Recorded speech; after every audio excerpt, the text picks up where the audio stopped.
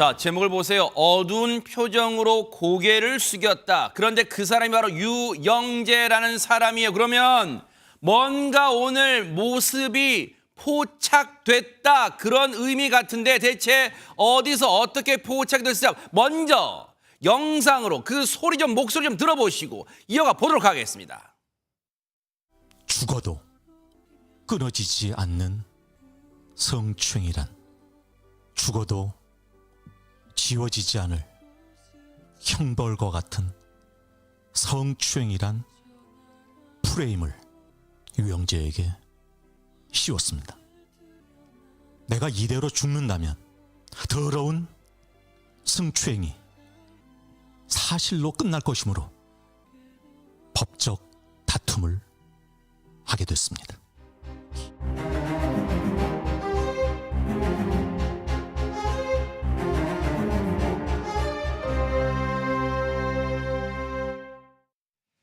자, 지금 말미에 보여드린 저 사진, 바로 저 모습, 고개를 숙이고 어두운 표정의 저 사진, 유영재 씨가 오늘 포착됐다는 건데 이담 아나운서 저런 표정으로 어디를 향하고 있었습니까, 유영재 씨가? 네, 아까 유영재 씨 입으로 이야기했던 죽어도 끊어지지 않을 성추행 혐의라고 했잖아요. 아하. 성추행 프레임이라고 했는데 그 강제 추행과 관련해서 첫 공판에 출석하는 모습입니다. 아, 오늘요? 네, 아하, 오늘 네. 오전에 있었던 일이고요.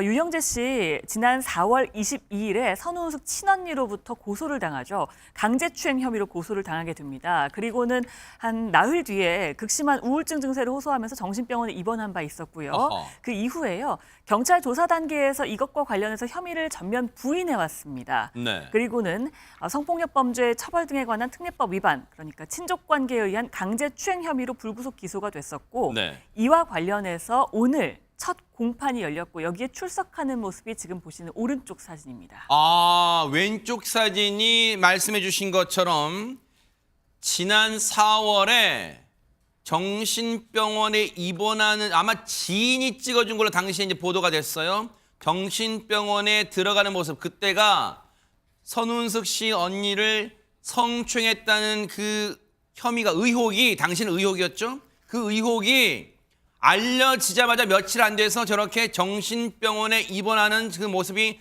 포착이 됐는데, 그런데 앞서 음성 들으셨죠? 스스로도 이번 사건을 더러운 성추행 그 혐의, 그 의혹이 사실로 끝나지 않게 하려고 기나긴 법적 다툼을 시작하겠다 했는데, 그러면 곰곰이 생각해보니까 전현 평론가님, 바로 오늘이 그 기나긴 싸움의 시작이라는 거예요. 유영재 씨 입장에서는 뭡니까? 그렇습니다. 첫 공판이니까 첫 재판으로 본격 접어들었다, 이렇게 쉽게 설명을 할 수 있겠는데요. 그런데 유영재 씨 표정을 보면 굉장히 본인으로서는 불만이 가득한 그런 표정을 갖고 있는 것으로 보입니다. 사실 재판에 출석하는 사람들을 보면 굉장히 반성한다 이런 표정이지만 그런 것 같지는 않고요. 네. 실제로 본인의 혐의에 대해서도 계속 부인한 것으로 전해지고 있습니다. 재판 과정에서 유영재 씨 측 법률 대리인도 공소 사실을 부인한다, 즉 인정할 수 없다라는 입장을 일관되게 밝힌 것으로 알려져 있고요. 구체적으로 그렇다면은 공소 사실을 왜 부인하느냐, 그 취지는 다음 재판에서 밝히겠다라고 변호인 측이 다시 한번 덧붙였습니다. 네. 그리고 재판부에서 강제추행한 적이 없는 게 맞냐라고 하니까 유영재 씨가 맞다라고 하는데, 어쨌든 앞으로의 재판 과정에서 빨리 진실이 밝혀져야 될 것으로 보입니다. 유영재 씨는 경찰 조사 때와 마찬가지로, 그리고 검찰 조사에서 일관되게 그랬겠죠. 왜냐하면 이제 기소가 돼서 이제 법원에 선 거예요. 그런데 정말로 법정에서는 어떤 모습을 보였을지 선우은숙 씨 측 법률 대리인을 통하여 간접적으로 한번 들어봤습니다. 같이 한번 들어보시고 이어가 보도록 하겠습니다. 유영재 씨가 오늘은 범행을 부인했고요. 증거는 일부 동의하고 일부는 부동의했습니다. 녹취록은 형사 절차상 그 녹취록의 내용을 확인해 본 다음에 이걸 증거를 동의할지 안 할지를 피고인이 결정하게 돼 있어요. 근데 아직 녹취록 다 못 들어서 아직 증거 동의 부동의를 보류한 거예요. 12월 10일, 17일, 24일 피해자 선우은숙, 유영재 씨 순서대로 증인신문을 할 예정이다. 계속 다 출석해야 됩니다, 유영재 씨는. 지금 선운숙 씨 측 법률 대리인 노종원 변호사를 통해서 상황을 들어봤는데, 사실 박성배 변호사님, 오늘 저희 제작진이 노정훈 변호사와 이 전화를 했을 시점이 이 유영재 씨가 법정에 들어가는 모습이 포착된 그 사진이 공개된 시점과 거의 별 차이가 없었어요. 저희가 포착되자마자 이건 뭔가 오늘 법정에 선다면 이건 뭔가 취재를 해봐야겠다 해가지고 연락했는데 그때와 거의 비슷한 시각인데 전화를 했을 때 공판이 끝났다고 하더라고요. 그렇게 빨리 끝나요? 첫 재판이 비교적 일찍 종결된 것으로 보이는데 나름의 이유가 있습니다. 형사재판 첫 기일에는 공소사실 인부와 증거능력 동의 부동의 절차를 밟게 됩니다. 공소사실 인부는 말 그대로 범죄 혐의를 피고인이 인정하는지 부인하는지 진술하는 절차인데 인정할 경우에는 하루 만에 재판이 끝나기도 하고 부인할 경우에는 본격적으로 향후 재판 일정이 정해집니다. 그리고 이어서 증거능력 동의 부동의 절차를 밟게 되는데 그게 무슨 말이에요? 형사재판은 민사재판과 달리 검사가 증거를 판사에게 미리 제출할 수가 없습니다. 검사로부터 증거를 미리 제출받게 되면 판사는 이미 선입견을 가지고 재판에 임하게 되기 때문입니다. 이에 따라서 기소한 이후에 피고인이 변호인이 검찰청에 가서 수사 기록을 전면적으로 모두 열람 복사를 해봅니다. 여러 증거들이 있는데 이 중에 동의할 증거와 부동의할 증거를 분류하게 되고 동의하는 증거는 비로소 검사가 판사에게 그 증거를 제출할 수 있습니다. 그렇지만 부동의할 경우에는 검사가 부동의한 증거의 원진술자를 법정에 불러내야 하는데 예를 들면 수사 과정에서 작성된 피해자에 대한 진술 조서를 피고인의 변호인이 부동의하면 검사는 피해자를 법정에 증인으로 불러내야 합니다. 증인으로 출석한 피해자에게 본인이 진술한 대로 진술 조서가 작성되어 있음을 확인받아야 비로소 검사는 판사에게 증거를 제출할 수 있고 피해자가 출석한 기회에 피고인의 변호인이 반대 신문을 하면서 그 신빙성을 탄핵해 나가는 절차를 밟게 됩니다. 이 녹취록, 동의, 부동의를 보류했다는 의미는 녹취록을 피고인의 변호인이 제대로 들어보지 못해서 동의할지 부동의할지 결정하지 못했다는 의미이고 만약 피고인의 변호인이 녹취록을 부동의할 경우에는 검사는 원본 증거인 녹음 파일을 제출해야 하고 이 녹음 파일조차 부동의할 경우에는 녹음자를 불러내야 하는데 이 정도 절차까지 진행되는 경우는 극히 드뭅니다.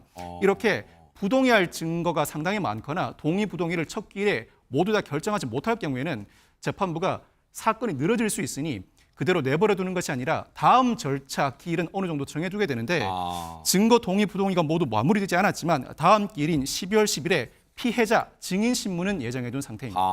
근데 이 대목에서 이제 박주희 변호사님 이게 궁금한 게요.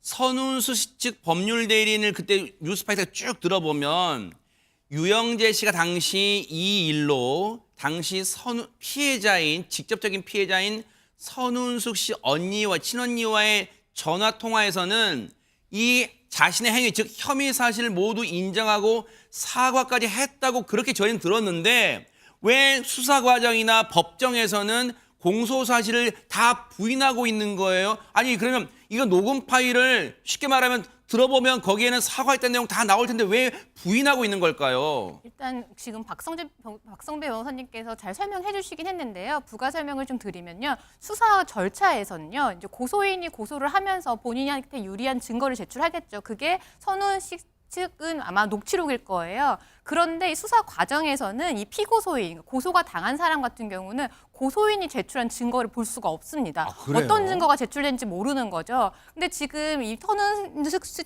이 법률 대리인에 따르면 그 해당 녹취록에는 20분간 동안 이 선운숙 씨 언니와 이런 사실에 대해서 얘기를 했고 말씀하신 것처럼 유영재 씨가 사과를 했다는 내용이 있다라고 해요. 하지만 이제 이 녹취록이 어느 수위에서 이 녹음이 되었고 어느 정황에서 녹음이 되었는지 아직 모르는 상황, 변호사 같은 경우는 모르는 상황이기 때문에 이게 기소가 되어야지만 검찰이 가지고 있는 수사 기록에 대해서 열람 등사를 신청을 할 수가 있는 거거든요. 그래서 당시 녹취록은 있지만 지금 유영재 측은 정확하게 들어보지 못했기 때문에 이게 지금 부인을 할 수 있는 상황인 건지 아니면은 이 부분에 대해서 들어보고 이거는 더 이상 혐의에 대해서 부인할 수 없는다. 이거는 기소에 대해서 동의를 해야 된다. 이런 판단이 아직 안 선 것 같습니다. 네.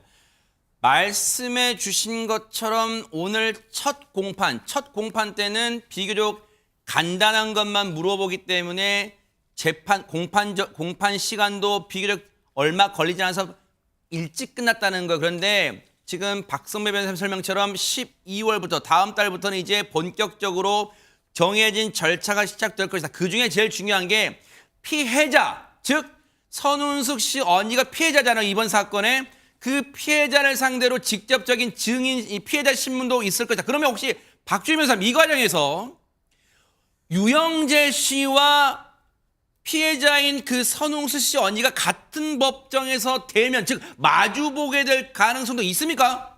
원칙은 재판이라는 거는 공개된 재판에서 대면을 해서 아마 진행하는 게 원칙입니다. 하지만 성범죄 사건 같은 경우는 성범죄 피해자가 만약에 피고인이 있는 자리에서 진술을 하는 게 굉장히 심리적인 위축이 될 수가 있겠죠. 그리고 2차 피해도 발생할 수 있고요. 그렇기 때문에 법에 따르면요. 성범죄 피해자 같은 경우는 비대면 하면서 증인을 그러니까 신문할 수 있도록 걸 신청을 할 수가 있습니다. 그래서 꼭 법정에서 이 증인 신문을 하지 않을 수도 있고요. 법정 밖에서, 그러니까 다른 뭔가 심리적으로 안정될 수 있는 장소에서 증인 신문도 충분히 가능하고요. 피고인이 없는 자리에서 신문하는 것도 가능합니다. 그래서 이런 피해자들의 심리적인 안정과 보호를 위해서 이 법에 따르면은 이런 부분에서 비대면할 수 있는 부분이 있기 때문에 아마 선우은 씨나 아니면 그 언니는 아마 이 부분에 대해서 비대면 신문을 아마 신청을 할 것 같습니다. 근데 우리가 이제 말씀을 나눈 사이에 우리 최진영 변호사님도 합류를 하셨는데 최진영 변호사님께 궁금한 게 있어요. 자, 물론 대한민국은 무죄 추정의 원칙이 적용되기 때문에 아직 재판 결과가 나오지 않은 상황에서 유영재 씨가 혐의가 단정적으로 있다 없다는 말하기는 지금 무리일 거예요. 그렇다면 보세요. 유영재 씨 입장에서 생각해 보면 자신이 지금 보세요. 성추행이란 더러운 프레임에 씌워져 있다고 늘 그 음성에서 얘기를 했잖아요. 그러면 유영재 씨 입장에서는 자신이 무죄 또는 결백함을 입증할 만한 반전 카드, 뭐 결정적인 거 그런 게 지금 쥐고 있다는 걸까요? 좀 어떻게 우리가 해석해 볼 수 있는 거예요, 이 상황을? 기본적으로 유죄의 입증 책임은 검찰에 있습니다. 그렇기 때문에 박 변호사님 두 분이 말씀하신 것처럼 이제 그 유영재 씨 같은 경우에는 본인이 무죄란 것을 카드를 낼 수도 있고 그것보다는 피해자인 이 그 선운식 씨의 누님 언니에 대한 진술을 탄핵하는 것이죠. 그래서 이번에도 보면은 그 노정원 변호사가 다음 기일에 이 피해자 그리고 피해자의 여동생인 선운숙 씨 그리고 이후에 이 유영재 씨 본인에 대한 피고인 신문을 한다라고 했다는 것은 뭐냐면은 고소인과 그 참고인이라고 할 수 있는 증인의 조서를 부동일했는 거예요. 그러니까 이제 검찰 같은 경우에는 피해자, 진술자를 불러가지고 조서를 제시하면서 이거 검사님, 경찰님 앞에서 제대로 진술한 거 맞고 그 내용도 확실한 거 맞습니까? 이걸 먼저 확인하거든요. 그 과정에서 박 변호사님 말씀하신 것처럼 증인 보호 프로그램이 있습니다. 성범죄 같은 경우에 내가 가해자 앞에서 증언하기 어렵다라고 하면 어떻게 하냐면은 재판장님은 증인을 봐야 되기 때문에 증인 자리에 앉는데 피고인, 지금 미루어 짐작컨대 지금 그 유영재 씨 같은 경우에는 보통 구속 그 피고인이 대기하는 장소에 이어폰을 끼고 안 보이는 장소에서 들어가서 이 진술하는 것을 듣습니다. 네. 그랬다가 본인이 이제 반대 신문할 때 본인이 변호인을 통해서 묻고 싶은 거를 질문하는 그런 식으로 실무적으로 하거든요. 그때는 이거 뭐 헤드폰 그렇죠. 벗고 그래서 이제 본인 어떤 증인이 서로 마주하지 않도록 하는 그런 증인 보호 프로그램을 하는데 아마 다음 기일에는 지금 제일 먼저 그 검찰이 법원이 그 증인 채택한 것이 피해자인 선운숙 씨 친언니가 될 겁니다. 네. 그렇기 때문에 다음 기일 말씀드린 것처럼 대면하지 아니한 상태에서 아마 유영재 씨는 격리된 장소에서 이어폰 끼고 아마 증인 신문 사항을 네. 듣고 재판장님은 직접 보시면서 묻고 싶은 것도 묻는 그런 절차로 진행될 가능성이 높습니다. 앞서 말씀드린 것처럼 무죄 추정의 원칙은 적용돼야 될 거예요. 이번 사건에서. 그렇기 때문에 뉴스파이터도 어느 쪽으로 미리 재단하지 않고 이 재판 과정 눈 부릅뜨고 끝까지 따라붙어 보도록 하겠습니다.